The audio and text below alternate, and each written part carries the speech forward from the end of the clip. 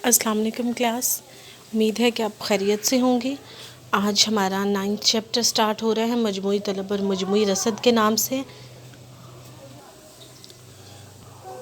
मजमूई तलब और मजमूई रसद से मुराद है कि किसी एक फ़र्द की या एक घराने की तलब या रसद नहीं, मतलब एक घराने की तलब नहीं या किसी एक फ़र्म की रसद नहीं, बल्कि ऑन द होल हमारी पूरी इकॉनमी की जो रसद है या इकॉनमी की जो तलब है वो मजमूई तलब कहलाती। अब मजमूई तलब और मजमूई रसद के मॉडल्स हमें मुआशी कारकर्दगी 3 अहम खसूसियात को समझने में मदद देते हैं, यानी कि मुमकिन ख़ाम मुल्की पैदावार की नमो यानी कि ग्रोथ, अफरात ज़र और तिजारती चक्कर के उतार चढ़ाव। सबसे पहले हम मजमूई रसद को देखते हैं। मजमूई रसद से मुराद मुकम्मल रोज़गार की सतह पर शौ खिदमत की वो मिकदार है जहाँ हकीकी ख़ाम मुल्की रसद और मुमकिन ख़ाम मुल्की पैदावार आपस में बराबर हो जाए। यानी कि जब आप कोई भी चीज़ लेते हैं, किसी भी किस्म की कोई पैदावार होती है, कोई मशीनरी लेते हैं, कुछ भी ऐसा लेते हैं, तो आपके जहन में ये होता है कि ये चीज़ हमें कितनी पैदावार देगी, कितनी प्रोडक्शन देगी। अगर आप अपने घरों में भी देखें, आपने अगर सपोज़ आप एग्रीकल्चरल बैकग्राउंड से हैं तो वो होता है कि ये फ़ी एकड़ हमारी जो ज़मीन है वो इतनी पैदावार देगी, तो उस हिसाब से फिर जहन में होता है कि मुमकिना ये 50 मन देगी, ये 60 मन देगी, ये 30 मन देगी, तो वो मुमकिना जहन में होता है। तो मजमूई रसद हमारी वो होती है जहाँ पे हमारी मुमकिना और असल में हकीकी जो एक तो हम कहते हैं कि हमारी एस्टिमेशन होती है, एक्सपेक्टेड होती है, वो होगी और एक एक्चुअल जो होती है वो होगी, तो वो हमारी मजमूई रसद होती है। मजमूई रसद की बुनियादी तारीफ़ देखें तो मजमूई रसद यानी कि ख़ाम मुल्की पैदावार की रसद 3 अवामिल पर इन्हसार करती है। मेहनत की मिकदार कितनी है, सरमाए की मिकदार कितनी है और टेक्नोलॉजी का मेयार क्या है।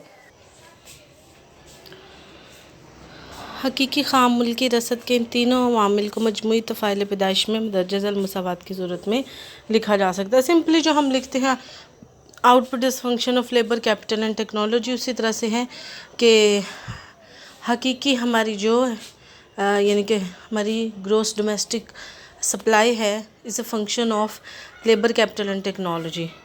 दूसरे लफ्ज़ों में हकीकी ख़ाम मुल्की पैदावार की रसद का इन्हिसार मेहनत, सरमाया और टेक्नोलॉजी पर होता है। जितनी मेहनत, सरमाया और टेक्नोलॉजी ज़्यादा होगी, इतनी ही हकीकी ख़ाम मुल्की पैदावार की रसद भी ज़्यादा होगी। किसी एक मुय्यन वक्त में सरमाए की मिकदार और टेक्नोलॉजी में कोई तब्दीली नहीं आती, क्योंकि इनके बारे में फ़ैसले माजी में किए जाते हैं। सरमाया हमने कितना लगाना है, चूँकि हम मैक्रो में बात करते हैं बड़े बड़े प्रोजेक्ट्स की, तो वो प्रोजेक्ट्स जो होते हैं वो हम सरमाया यूँ होता है जितना है कि हम सपोज़ इतना सरमाया लगाएंगे और इस तरह से इतनी हमारी जो है वो टेक्नोलॉजी होगी, तो नॉर्मली उस पर हमारी जो है पहले से प्लानिंग होती है, तो वो इस तरह से हम फ़ौरन से उसको चेंज नहीं कर सकते, तो लिहाजा ये मुय्यन होती है। मज़ीद ये कि आबादी में भी कोई तब्दीली नहीं आती, लेकिन मेहनत की मिकदार मुय्यन नहीं होती, क्योंकि मेहनत की रसद और मेहनत की तलब का इन्हिसार लोगों और फर्मों के फ़ैसलों पर होता है। तो जो मेहनत की तलब और मेहनत की रसद है वो तब्दील होती रहती हैं। अगर फर्मों के मुनाफाजात में इजाफा हो तो वो पैदावार को बढ़ाती जाती हैं। जैसे कि हमें मालूम है कि अगर किसी को काम अपना मुनाफा बख्श लग रहा है तो वो कोशिश करेगी कि और ज़्यादा चीज़ें पैदा की जाए। जब जो चीज़ें ज़्यादा पैदा करेगी तो मेहनत की तलब भी ज़्यादा होगी, यानी कि वो ज़्यादा मज़दूर हायर करेंगे। जितनी शरह उजरत कम होगी, जो कि मेहनत की लागत है, इतनी ही मेहनत की तलब ज़्यादा की जाएगी। यानी कि अगर मेहनत सस्ती है तो जो आजरीन हैं, मेहनत की तलब करने वाले हैं, वो ज़्यादा तलब करेंगे, और अगर मेहनत जो है वो महंगी होगी तो ज़ाहिर बात है उन्हें ज़्यादा पे करना पड़ेगा, तो वो मेहनत की तलब को कम करेंगे। और जितनी शरह उजरत, इसी तरह लोग मेहनत की रसद इस वक्त देते हैं जब इन्हें अपने वक्त की सही और ज़्यादा कीमत मिलती है। रसद मज़दूरों की तरफ से होती है, तो मज़दूर उसी टाइम जो है वो अपनी खिदमात पेश करते हैं जब उन्हें लगता है कि वक्त सही है और ज़्यादा कीमत है। जितनी ज़्यादा शरह उजरत होती है, यानी कि मेहनत का मुआवजा होती है, उतनी ही ज़्यादा मेहनत की रसद होती है। जिस शरह उजरत पर मेहनत की तलब और मेहनत की रसद बराबर हो जाए इसे तवाज़नी शरह उजरत कहते हैं, और इसी शरह उजरत पर मुकम्मल रोज़गार होता है। हत्ता कि मुकम्मल रोज़गार की सतह पर भी कुछ लोग रोज़गार की तलाश में होते हैं। मुकम्मल रोज़गार से मुराद ऐसी सिचुएशन होती है जिसमें वो तमाम افراد جو کام کرنے کے قابل ہیں اور کام کرنا چاہتے ہیں انہیں کام میسر ہوتا ہے، یعنی کہ روزگار میسر ہوتا ہے۔ لیکن مکمل روزگار کی سطح پر بھی ہم کہتے ہیں کہ کچھ لوگ بے روزگار ہوتے ہیں۔ اس میں ایسا ہو سکتا ہے کہ کچھ لوگ بہتر جاب کی خاطر اپنی پچھلی جاب کو ریزائن کر کے نئی جاب ڈھونڈ رہے ہیں، یا کسی بھی وجہ سے ان کی جاب جو ہے وہ چھوٹ گئی ہے لیکن وہ کام کرنا چاہتے ہیں، نئی جاب کی تلاش میں ہیں۔ تو کچھ فرم میں لوگوں کو روزگار دینا چاہ رہی ہوتی ہے، جس کی بنیادی وجہ یہ ہے کہ محنت کی منڈی میں مستقل تبدیلی ہوتی رہتی ہے، یعنی کہ کچھ کہیں ملازمتیں ختم ہو جاتی ہیں، کہیں ملازمتیں پیدا ہو جاتی ہیں۔ تو ہم یہ نہیں کہہ سکتے کہ محنت معین ہوتی ہے، اور ہر روز کاروبار کے بند ہونے یا دوبارہ منظم کرنے کی وجہ سے ملازمتیں ختم ہو جاتی ہیں۔ اس طرح نئے کاروبار یا پرانے کاروبار میں وسعت کی وجہ سے نئی ملازمتیں پیدا ہوتی ہیں۔ کچھ ملازم ناگزیر وجوہات کی بنا پر اپنی ملازمت چھوڑ دیتے ہیں، کچھ نئے لوگ ملازمت کرنا شروع کر دیتے ہیں۔ محنت کی منڈی میں اس مستقل ہلچل کی وجہ سے بے روزگاری ختم نہیں ہوتی، اسے مکمل مزاحمتی یا رگڑی بے روزگاری بھی کہتے ہیں۔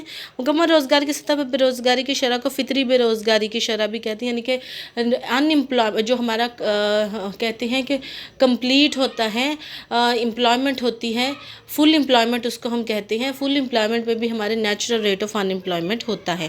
مکمل روزگار کی سطح یا بے روزگاری کی فطری شرح پر حقیقی خام ملکی پیداوار کی رسد کی جو مقدار ہوتی ہے اسے خام ملکی پیداوار، ممکنہ خام ملکی پیداوار کہتے ہیں۔ ممکنہ خام ملکی پیداوار کامل روزگار کی سطح پر محنت کی مقدار، سرمایہ اور ٹیکنالوجی پر انحصار کرتی ہے۔ تجارتی چکر کے دوران روزگار کا معیار مکمل روزگار کے ارد گرد گھومتا ہے، یعنی کہ ہمارا جو بیسکلی مقصد یہ ہوتا ہے، جیسے میں نے آپ کو پہلے بتایا کہ ہم ممکنہ خام ملکی جو پیداوار ہے اس پہ یعنی کہ پوٹینشیل ہم نے پہلے اپنا سیٹ کیا ہوتا ہے۔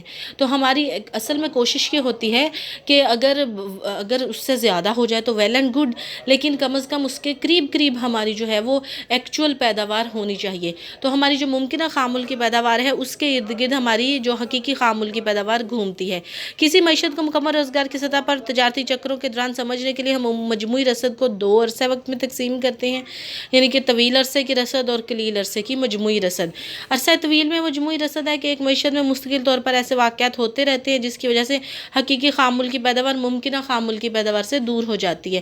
یعنی کہ ہو سکتا ہے کہ ہماری اکانومی بہت اچھی ہے، ہم اپنی جو پوٹینشیل ہے، جو ایکسپیکٹڈ ہے اس کو اچیو کر لیتے ہیں، لیکن لانگ ٹائم پیریڈ اتنا لمبا عرصہ ہوتا ہے، کسی نہ کسی وجہ سے کوئی بھی ایشو ہو سکتا ہے، اس کی وجہ سے ہم اپنی جو ہے وہ اس کو لانگ ٹائم پیریڈ میں ہم اس سے دور ہو جاتے ہیں، اچیو نہیں کر سکتے۔ جیسا کہ اب کووڈ-19 کی وجہ سے یہ جو ہمیں اتنا زیادہ تمام ممالک کو، پوری دنیا کو معاشی بحران کا سامنا کرنا پڑا، تو اس کی وجہ سے ہماری ایکچول جو خام ملکی پیداوار ہے وہ کم ہو گئی ہے۔ تو اس طرح سے روزگار کی شرح مکمل روزگار سے دور ہو جاتی ہے۔